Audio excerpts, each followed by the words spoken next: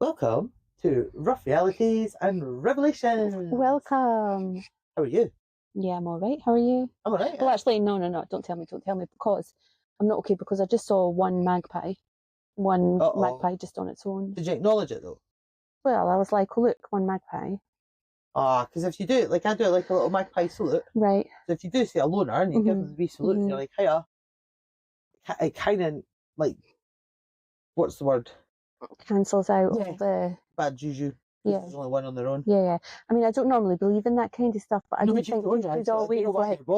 So I'm just thinking it was probably just like a young one that hadn't found its mate yet. Yes, because there is loads of youngsters. Yeah. And that I'm just thinking, you usually mock me for these things. I know, but my life is ruled. You need to see. You need to see two or more magpies. So you're worried that we'll have disasters tonight? Yeah. we could do. I mean, I don't know. You do the editing, so it's your problem anyway. Oh, that's true. My one magpie is your problem. No, but listen, I was scrolling the internet, right, and back to the podcast. Yeah. But worried if you're scrolling the internet, what are you going to hit me with? No. I saw a really sad post about somebody local that had bought a puppy from a local breeder. Right. And the puppy got parvo and then sadly passed away. Oh, that's sad. And they were trying to like alert other people who might have bought puppies from that breeder because I don't know if they or the vet had tried to contact the breeder, but they've disappeared off the face of the earth. I'm shocked that that's happened. Yeah, and then also, so it was a yellow lab puppy, but people in the comments were saying actually the puppy looked more like a golden retriever anyway. Magic. So it could be anything. Yeah. So that's great. So we've got a breeder who disappears off the face of the earth shortly after they freehold the puppies.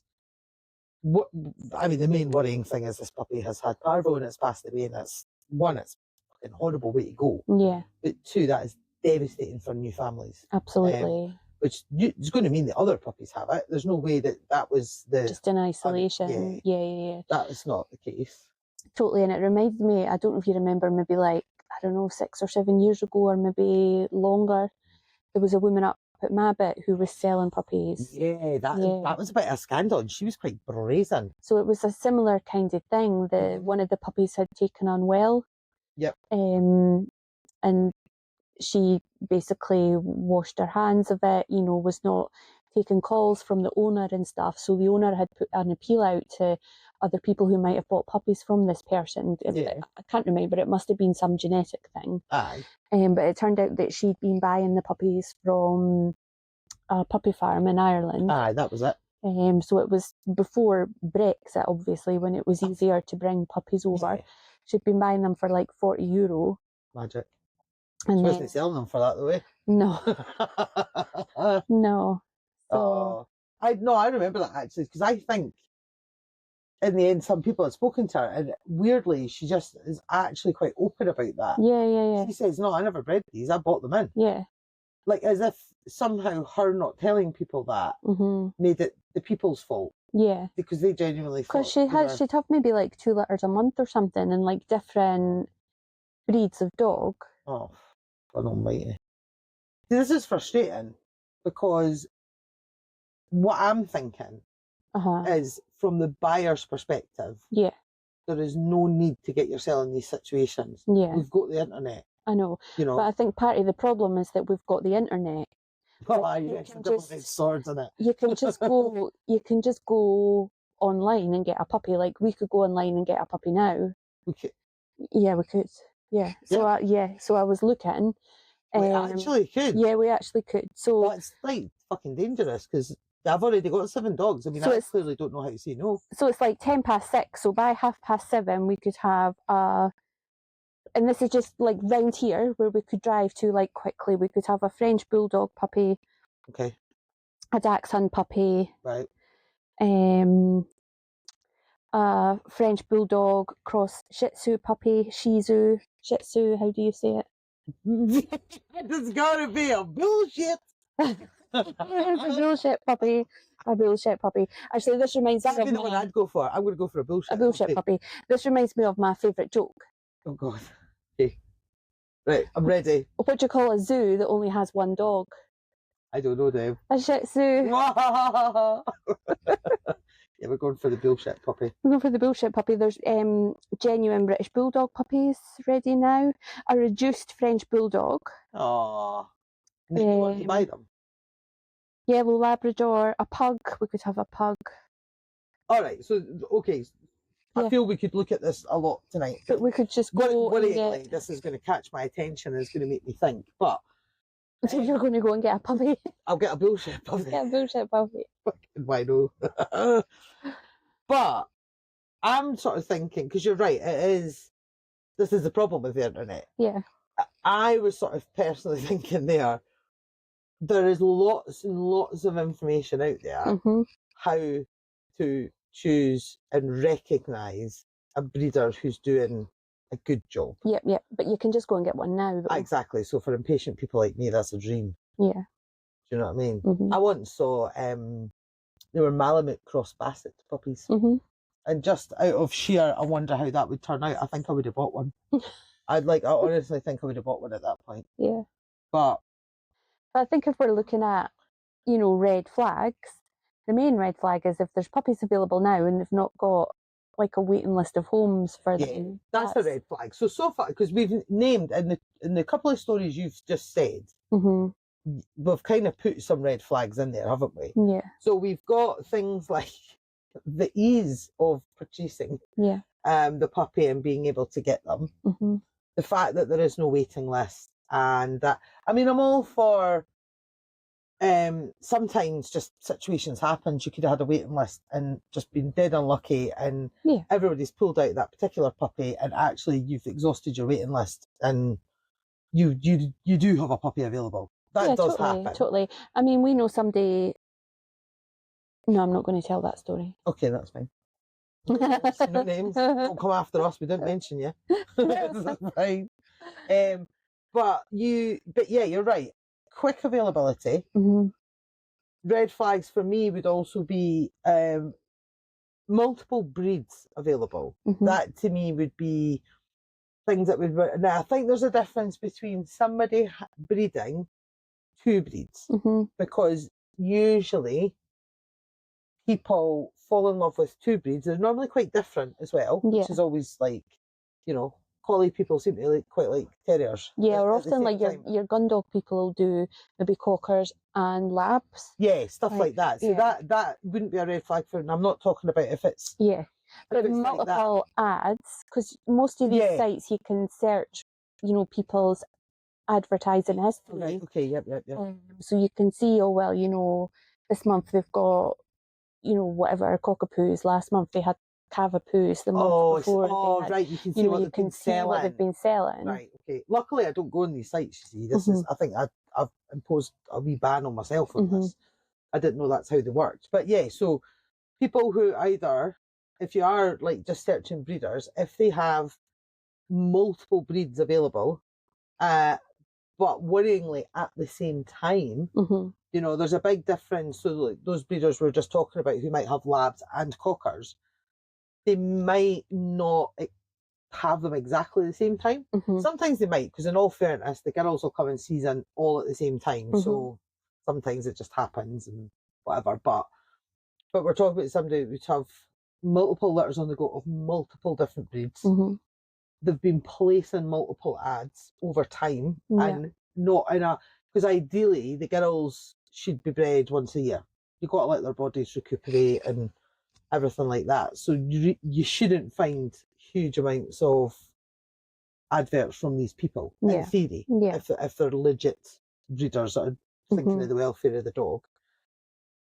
Like the scandal a few years ago, that lady's bringing them over from Ireland. Where's mum and dad? What was she doing about mum and dad? What was the story around that? Because I understand not seeing dad, because often they just, the parents meet up for an illicit rendezvous. It's just a hello and then a goodbye. So quite often dad isn't actually on the scene. However, we'll cover good stuff, I'm sure, but a good breeder, you can contact dad. and find out. But you don't expect to see Dad. That's kind of under that, to me, is not a red flag if Dad is not around. But if Mum's not there, that is worrying. Like I've heard people have come to the classes, and as they've said things, and the puppy's behaviour and whatnot has been a bit questionable, shall we say. I've asked more questions, and they'll say things like, "Oh yeah, when we went to see the puppies, and even when we brought them home, Mum was always on a walk." And I'm like, "No, no, make you suspicious. Like you never saw Mum." "Oh no, we saw pictures." And I'm like, "But you didn't see her." It's like nobody ever saw Michael and Latoya Jackson in the same room. Leaves questions, doesn't it? So it's that kind of thing. I was watching something about the Jacksons the other night. That's why I remember it. That used to be the standard joke. We all know they're two separate people, but right, okay. But you've got to wonder, how was Mum conveniently on a walk every time you went round? That's just weird. That is weird. So Mum wouldn't have been there with the lady bringing them over from Ireland. So these poor puppies, they wouldn't have been brought up in a good environment. They're probably not healthy either. Yeah. So that's red flags there as well. And I think the other red flags are if the people are reluctant to let you come see them in the first place. They just want to send you videos. And then they make it out as if they're doing you a favour by meeting you halfway. So it's that age-old story about meeting in service station car parks and stuff like that. That's usually a bit of a red flag. Yeah. If that's the kind of thing that they're doing. Definitely. And stuff like that. So definitely. Yeah, those are quite red flags. And I think as well, to me it would also be if they ask you no questions. That's a red flag. Yeah. Do you know what I mean? They don't care where the puppy's going. Nah. Like what kind of home it's going into. Nah. They've no interest in you, and they've just brought these little lives into the world, and they don't know what you do for a job, where you live, all that sort of thing. That, to me, I'd be a bit like, oh, are you really bothered where these pups go? And I think it's, and the problem is you then get sucked into, but I really want a puppy. Yeah. So it's kind of convenient. And by then you've maybe seen the puppy, fallen in love with the puppy and that kind of thing. Pictures. So usually with these people, you've not even met it yet. Yeah. I think though, a lot of times people get there and realise that it's not a great situation, but they feel like they have to get the puppy out of it. Yeah, I think that's really common. Aye, and I think this is why we get caught in this constant cycle of puppy farmers. Yeah. So I think there's kind of like different categories of like breeders. So you've got your, I'm guessing what you would call reputable breeders that, do all their checks and everything that we'll maybe talk about in a bit. Yeah. Then you've got your kind of what's known as backyard breeders. So that might be somebody who, somebody I know, and I don't care if she hears me say this, but it was, she'd put it around that she was really worried about money for Christmas. And then, her dog got caught by her friend's dog. And suddenly there was a litter of puppies that were ready before Christmas. Excellent. And with a suitably high price tag, I would say. So a backyard breeder is somebody that's, that's doing it, for the money with none of the dog's welfare in mind. I mean, I'm sure there will be genuine accidents that happen, but... Oh, aye. Yeah. But then I feel the people that do the accidents don't really charge a high price tag, and actually, bless them, often when I've spoken to people, they've kind of tried to make the best out of a bad situation, as in, because they're not prepared. They hadn't taken time off work. They didn't know this was going to happen. It just like all of a sudden their dog's getting fatter, and they're like, what's going on here then? And they start, a pregnant dog does look different from a fat dog, so you kind of then start questioning, hang on, you're getting fat. So those people, I find, actually try to do something about it. Absolutely. But, excuse me, I think if money is your goal when it comes to breeding, no, you don't really care. You're just... Well, it's not that you don't care. There'll be an element of you do care, because you probably then think to yourself, she would love to have a litter. They always think that about the mum. They always say she'd love to have a litter. Yeah. I don't see how that enhances a dog's life, but No. okay.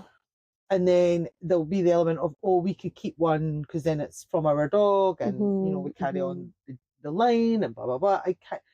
There'll be some of that, but I think if the main motivation is, hang on, I'm running out of money. Yeah. I don't want to set up an OnlyFans account. I'm going to breed my dog. Yeah. That's like, you know, to me that is a backyard breeder. Yeah. So yeah, those are backyard breeders. And then you've got your puppy farms. Now people think puppy farms, you know, and they think of these like dark, dingy places, like we're on that documentary, remember, about the woman who went over to Ireland undercover, and it was absolutely horrible. But if you think what farming is, so it's rearing animals ultimately to slaughter them for money. Okay. Yeah, so think of farming. Yeah, that's actual definition of farming. Yeah, so any grand scale puppy breeder. So they're just commodities. Exactly. Right. So any grand scale puppy breeder, it needn't like be a certain down under doodle. Yeah. Is there's that the down under doodles are quite notorious for this. Yeah, if you're running a business which is breeding puppies, you have multiple bitches having multiple litters, then that is a puppy farm. And it doesn't matter how clean your premises are, it doesn't matter how many health checks you do on the dogs, it doesn't matter what you put into these puppies. Ultimately, you are farming puppies and you are a puppy farmer. So I think people only think about these like little dark, dingy places in Ireland. But yeah, there's so the one that you mentioned, you know, MSPs have been out to visit them and have said that they are, you know, the future of dog breeding. A well-known cockapoo breeder down south has had their property seized because I don't think they were paying taxes on said business venture at the moment.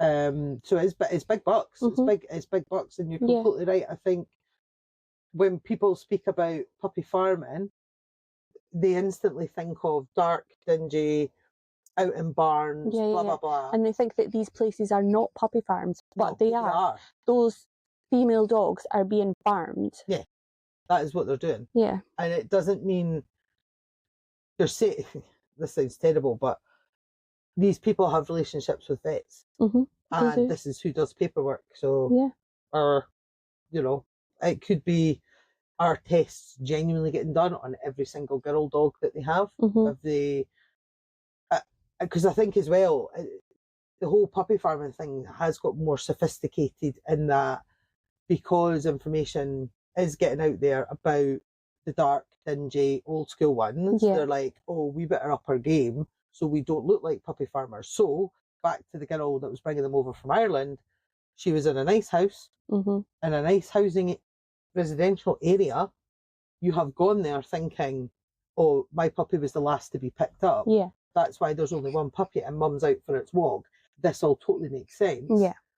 You've bought from a puppy farmer, you know, or you've bought from the middleman of a puppy farmer, because she's bought from the dingy place. She's then sold it in a nicer looking environment. Yeah. And she's effectively the middleman. So yeah, there's a lot of red flags. Yeah, definitely. But no, my point is really, I think that people are going to these big establishments and not realising that actually that is a puppy farm. Yeah. You're buying from a puppy farm. And this is again smoke and mirrors of said internet, because I think when you're looking at, so when we're looking at our reputable breeders, I think that a lot of people will first and foremost search Kennel Club, and they'll look for that breeder assured badge. And the thing that grinds my gears about this is they get one visit. No, sorry, they get more than that. So they get one visit every 3 years. However, they tell you when they're coming. Right. So it's not a surprise visit. It's not a catching you on the hop. What does your everyday life look like? It's, this is when you're coming. Get everything in order. Look the best that you can. Some people, I'm not saying every, you know, we're sort of getting into dangerous territory here. I'm by no means saying every assured breeder on the KC registers like this, but I do know that some are, where they make it look good for somebody turning up, but then as time goes on, they breed the dog seasons back to back, for example. So like ideally they're bred once a year at the most, and it's only like just a few times. It's not 5, 6, 7 times. That's too many.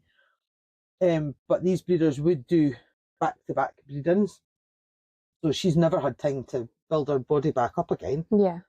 They're not necessarily doing all the health tests that they should.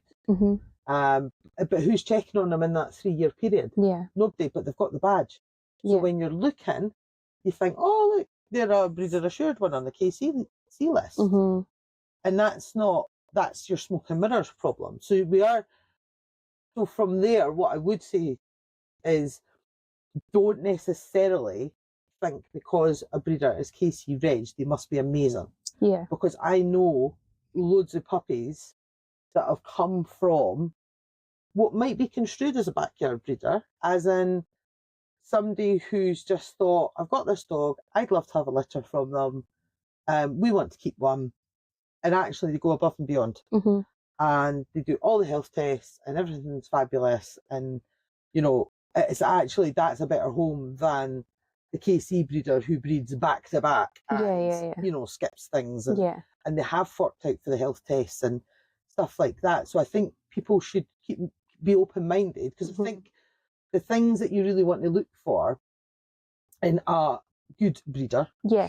Whilst you're telling this, I'm just going to look something up on my phone because it's popped in my head, but you keep speaking. So, don't go looking for any more dogs. No. So so the good things that we're looking for, I already lost track of what I know, sorry. Good things that we're looking for. Good flags. What's the good flags? Green flags. Green flags. Green flags, yeah. Green flags.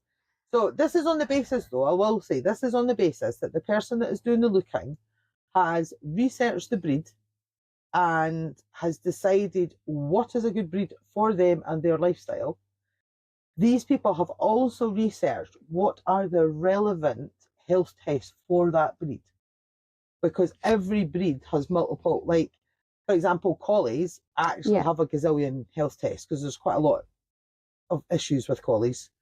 So they get multiple things checked. It's not just hips, eyes, whatever. The same applies for, breeds like Cavaliers. Yes, you want heart stuff, blah, blah, blah. There's actually other things involved there, because there's new information comes out about breeds all the time as well. Yeah. So what I'm about to say is also given on the basis this person actually knows what to ask, so they know if they've been given the correct answers about what to look for. Don't just assume all it is an x-ray of something and they say they've tested their eyes and then that's it. That's not good enough. Yeah, because there's that breathing test as well for the pugs and the Frenchies and stuff as well. Oh yeah, yep. Is it Boas or something? Yeah, I was going to say, I know I always remember it as Boa. Yeah. Because I used to keep snakes, but yeah. Right. No, I'd heard about this thing. It's called the Fit to Breed certificate. Oh. And it's this new thing that they're hoping that I think DEFRA will pick up. But I didn't want to give you like bullshit information. It's like I vaguely heard something about it. And it's to try and it's this organisation called What's in My Genes. And so they're campaigning to get this Fit to Breed certificate, picked up by DEFRA. Because there are, so many dogs that are being bred that are not fit to breed and have like all these health issues, but also behaviour issues as well that make them like unsuitable. It's not just health issues you have to ask about. Yeah. So this new scheme, if it was put in place, it would look at hereditary health, temperament, conformation, breed genetic diversity, as well, and then it would be a certificate that that breeders could have, and that buyers could ask to see. Well, that's quite good, because it was a person I knew. I can't remember. she started something called Pup Starts, and it was to educate about breeders, and breeders would have to prove that they were given the gold star, gold standard even of care for the pups and stuff. So, so you've got, from the prospective buyer's point of view, you want to make sure you have chosen the breed that is right for you and your lifestyle. Yeah. You want to make sure you understand what you're even looking for in terms of their health and their behaviour and things like that. I mean, we know you're not going to know everything, because if you've not had the breed before, there'll be stuff. Yeah. But upon your search, so given that you know all of this, when you're looking for breeders who can give you physical proof from the vets that they have done these health tests. Yeah. And you're also looking that they can give you some form of family tree. I would be wanting to know. I personally would be hesitant if I was going to somebody and this was their first ever litter, or this was their first ever pairing of these mum and dad, because you actually don't know how those pups are going to turn out. You don't know because I've seen it before where friends that have bred and they're like established breeders, and they've done a pairing they've never done before, and they were like, "Whoa, we're never doing that one again," because it threw up health issues that they've never seen in any other pairings. But just when you put those two dogs together, wasn't a good idea. So I would shy away personally if this was their first time. Yeah. But if it wasn't, it really shouldn't matter whether they are going to be KC regged or not. This person can give you the lineage. So because we see that, and because interestingly, I always blew my mind when I first found this out. Jack Russell's been around forever. Yeah. Jack Russell is technically not recognised by the Kennel Club. Yeah, so they are now. Oh, they are now. Yeah, Yes, sorry, I was about to sound. They are now. Yeah, I forgot about that. They are now, because then I was so excited about that. But until like a couple of years ago, they were not a recognised breed, but they are now, and you'll see them at Crufts now. They with the little short legs. Yeah. Because it was Parsons Jack Russells that were registered for a long time. Yeah. But my point was going to be, even before they got registered, which was only two years ago, and they've been around for hundreds of years. Yeah. You could still get lineage off of those breeders. They could give you family trees all the way back. So you would want to see family trees and things. Yeah. You want to be interrogated, not even just interviewed. You want to be interrogated by those breeders. Those breeders will be asking you. Yeah, I mean, it's mad, right, that rescues make you jump through like so many hoops. And we'll maybe do another episode on like rescue dogs and red flags and green flags and stuff. Yeah. But rescues make you jump through so many hoops. And then breeders will just be like, right, here's the puppy, off you go. I know. This is the food it's on. Here's a couple of weeks worth of the food. Aye, have fun. Bye. Like, never call me again. Yeah. In fact, I've disconnected my number. I've blocked it. Love you, bye. But it's very true. Like, so we should. But I also find that, people have said to me in the past, "Oh, I didn't end up going with this breeder because they asked too many questions." Yeah. You want that. You want somebody that's going to care. Like the rescue's going to ask you like how many hours you work and how long is the dog going to be left alone and stuff like that. I mean, the breeder should be asking that as well. Yeah. Like, are you just putting the puppy in a crate and leaving it on its own for 8 hours? Yes. Do you have? I feel like I would want to know that if I'd bred a litter of puppies. Oh, I would want to know everything. I'd want to know like what your views are on life. I would want to know like what's your dating history, what's your politics. Yeah, exactly. I will want to know it all. Yeah. Because then, to me, then I can decide if you are worthy of one of my puppies, basically. Because so I think expect to be interrogated. If you're not interrogated, actually, that to me would be starting to get an amber flag. We're not quite in red flag, but I would be an amber flag for me. But then I would also expect from the breeder, and this is a relatively new thing, but I think it's actually been a magic idea.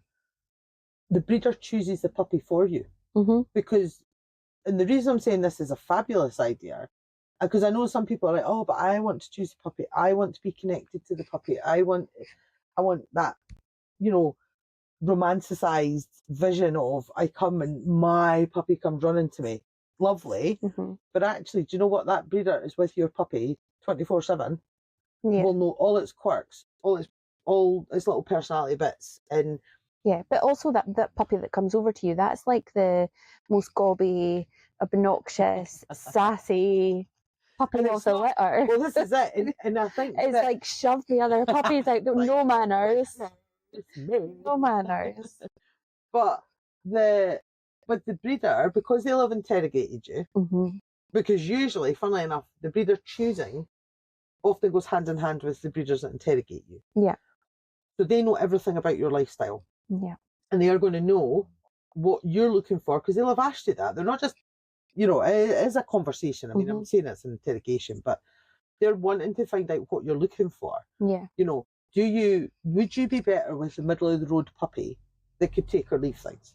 I mean, it's a good sign as well that they know that about the puppies. Well, exactly, because it means and they've not just left them in the in a that pen. happens. And they don't. They're too busy getting on with their lives. They don't do that much interaction with the puppy. They don't know. So yeah. So actually, I would, because what I've noticed is people who come to classes with puppies that have been chosen for them actually have a far better time with that puppy. The ones where the new family has done the choosing can be a little bit rocky, because they either do the pity choosing and they've chosen that one that's hiding in the back, that's very nervous, but what they're seeing is they see a lonely, sad puppy and they think, oh, nobody wants to be with it. Yeah. We'll take it. But they also are like the noisiest household on the planet. Yeah, yeah. That's that puppy's worst nightmare. That doesn't want to be in that type of house. Yeah. That puppy would do better with somebody that's got experience with the breed and actually just likes to sit and read books. See that all the time. It's always people that have like 5 kids that choose like the little quiet, timid. I think it's because the parents are like, why can't our children be as quiet as this? Like, I want that one. Yeah. And you know, that's going to be a mismatch. Yeah. That's not going to be great. Or equally, they, like you say, pick the one that comes running up, and then when they get them, they're overwhelmed at the boisterousness, the craziness, overconfidence. Yeah, exactly. Yeah. They're like, oh, I don't know what to do with this. Yeah. So, because if you haven't had dogs before, or if you've maybe only had a couple, or maybe you've had dogs before, but actually, do you know what? That was when you were growing up and your parents looked after them and it wasn't you. Yeah. And dogs were different back in the day anyway, so I don't think it counts. Like, no, it doesn't. They were a bit easier. Yeah. So, I think it is better that the breeder goes, I'm going to listen to what you're wanting out of a dog, and out of the litter we've got, you know, you have to wait almost until they're ready to go to their new homes, but because then their wee personalities are coming out and everything. But put your faith in that breeder, because you're going to have to. You've already put your faith in them by saying you're taking a puppy from them. Yeah, yeah. So you've got to, I would be looking for. That would be green flags for me. Also, the breeder being very open and communicating with you a lot. So I understand some breeders' hesitance to allow people coming to see the puppies under a certain age due to infection, bringing in infection. I get that. You are wanting a breeder who's very comfortable with you coming round as often as you want. I know sometimes logistically that's not possible if the dog's hundreds of miles away, for example. If you picked a breed that there's not, you know, I think there's going to be that balance of picking a breeder that's convenient in the sense of distance. You just reminded me of something funny. I'm sorry. It's all right. Go for it. Is this going back to how we could pick one up tonight? No. No, you just reminded me of a guy who from here who drove to Wales to the country's top Pomsky breeder. Top Pomsky? It's like a 9.5 hour drive each way. For a cross. A Pom cross husky. Wow. Dedication. That they paid about $3,500 for. Magic. People are blind. It's like an 18-hour round trip. It is. Man, for a. Oh. No, what I was going to say is, and so for some of us, you do have to weigh up the convenience of location. But I could understand if somebody's going to hold out for the best of the best, they'll travel extra, which does mean you might not be able to visit them as often. Yeah, I get that. But the more you can visit them, the better you can build up a bond. But then there's lots of like the breeder should be suggesting send blankets and stuff with your scent and everything on it, they'll post you back. If you've got another dog, I was just saying they'll post you back, and I'm thinking nobody'll know why. I'm thinking because I've got other dogs that would work out for me. Yeah. They could smell the puppy and stuff like that. But you can just post stuff down. If this is going to be your one and only dog, you don't need to post back and forth. Smell your new puppy on the fabric. But, so yeah, you'd be looking for that. And what else would you be looking for? In fact, I'm running out of steam now. I'm running out of steam. You can tell I've only ever got a few puppies. I know. So like, yeah, health checks, good communication, letting you meet the parent. The big thing, I'm a dog trainer. The big thing on my side, socialising the puppy. And not just, like you said, being busy and leaving them in a pen. Yeah. So socialising the puppy is not just about that breeder saying, oh, by the way, I've got kids and their mates come round, so they're used to kids. Yeah. That's not what we're talking about. We're talking about a breeder who puts in novel, I was going to say textures and stuff, but do you know, like, they would put in things like tinfoil, surfaces for them to walk on. Different surfaces for them to walk on, different things for them to explore and sounds, get used smells. To. Yeah. They would do big things like feed them individually, man. Yeah. Get away from this one giant trough for all the puppies. Get them used to all the different, like, household noises. Yeah. People coming and going. Them in the car. Yeah. More than just taking them to the vet for their microchips and stuff. Yeah. Get them out in the garden. Give them time away from each other. Yeah. So that they're used to. I've got a friend. She bred her lab, and I love this idea. So. I can't remember the time scale, but it was relatively soon to them going to their new homes. She got them used to sleeping in crates by themselves. Right. Getting ready to go to the new homes. Yeah, that's really good. So that's fantastic because the puppies, they're just so used to having a dog beside them all the time. Being in a huddle. Exactly. So to have gone to, she's got all these crates around and the puppies are in there individually. I was like, wow, those puppies are going to settle in so well in their new homes, and it's going to be so enjoyable. I think the other thing to be aware of is because if you're doing your research and you're looking for a good breeder and you're going with all the green flags, you may come across the whole taking them at 8 weeks or 12 weeks. Right.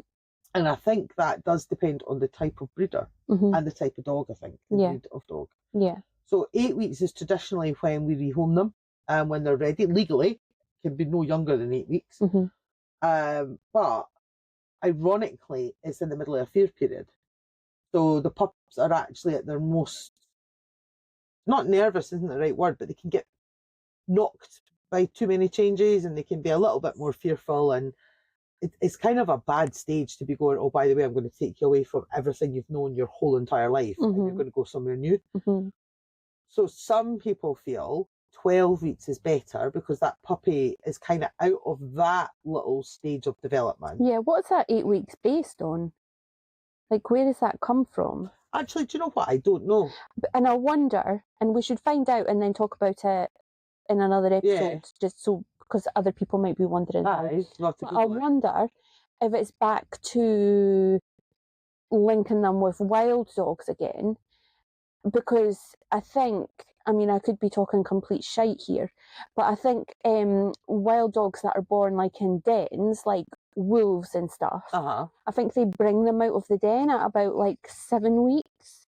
Maybe. And introduce them to like the rest of the pack and stuff. So I don't know if it comes from that. Maybe that. Like, wild dogs do this, so let's do it with. Yeah, I can't remember, but. Because when do they naturally wean? Is it about 4? Is it about 4 weeks? Yeah. I mean, it depends on the dogs, but I think that for what I've witnessed with mums, see at 8 weeks they're done. Yeah, they're just done. Like, get away. Like, absolutely. I've done my job. Yeah. Please go away and leave me. I don't want to deal with you anymore.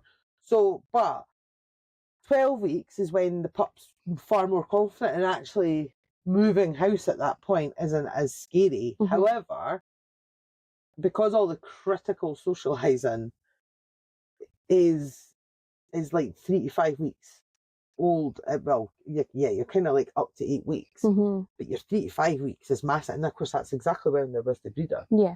If we're with a reputable breeder and a green flag breeder I would be really comfortable leaving my puppy till they were 12 weeks. Yeah. I'd be like, actually, do you know what? That's probably really good for my puppy. Mm-hmm. If I was buying from a backyard breeder or a puppy farmer, you ain't having a choice in that. Yeah, it's probably 6 weeks. Yeah, exactly. That ship sailed. Yeah. But if it was a backyard breeder who was just like, for example, yes, they were giving them food and water, but they were pretty much just in a pen or in a room, Mm-hmm. and they weren't getting appropriate socialising. They hadn't been in the car. They hadn't been separated. They weren't being separated for feeding, this, that, and the next. I would want that puppy at 8 weeks. Yeah. Because I would want to try and then undo. Yeah. I like channel them to where I wanted. So yeah, so those would be the green flags of looking for breeders. Yeah. Oh. All I can think about now is where that 8 weeks comes from. So like, if you know, pop it in the comments. I know, put us out of misery. We'll be Googling it. Yeah. We'll be Googling it. Yeah. But I hope it's not just based on some random no, it's not. It's not. stuff. I feel like I should know this in the back of my head. Yeah. But I don't know. Fine, well, let's find out and tell us in the comments. Yeah, if you exactly. Know. So we've got a quick recap of our rambling. Yeah. We have went off on lots of different tangents here. So number 1, salute a solo magpie. So yes, salute the magpie. Yeah. 2, really think about your breeder. Yeah. Like, so you've got your choices. Sadly, are good green flag breeder. Yeah. Backyard breeder. Yeah. Puppy farm. Yeah. But remember, puppy farms can come dressed up. Yeah. What's that phrase? No, that wouldn't be applicable. I don't know. Lipstick on a pig. I don't know. Fur coat and nae knickers. Fur coat and nae knickers. That's it. So some puppy farmers could be like that. Yeah. And some of them call themselves posh puppy farmers. Yeah. We know somebody that calls themselves a posh puppy farmer. Mm-hmm. So it's tricky. But the other thing is, you do your research. So you know what questions to ask. You know if you're being lied to. You know if it's a bit shady. Yeah. Like, for example, like if somebody came and asked us, what is the reason that puppies have to leave at 8 weeks? Mm-hmm. We don't know the answer yet. So we would either... We'll all know, though. If we could try and bullshit you. Yeah. So yeah. So that's your recap. Absolutely. Yeah. Yeah. And don't get sucked into taking some sad little puppy. Don't do the pity puppy. Don't get a pity puppy. No. Yeah. Oh well. Shall we go and Google a bit more and see about this? Aye, let's find out. Dog. Then. Aye. Oh no, I'm still thinking about the 8 weeks. Right, you do that, I'll do that. Right. Perfect. Okay. Right. Okay. Love you. Bye.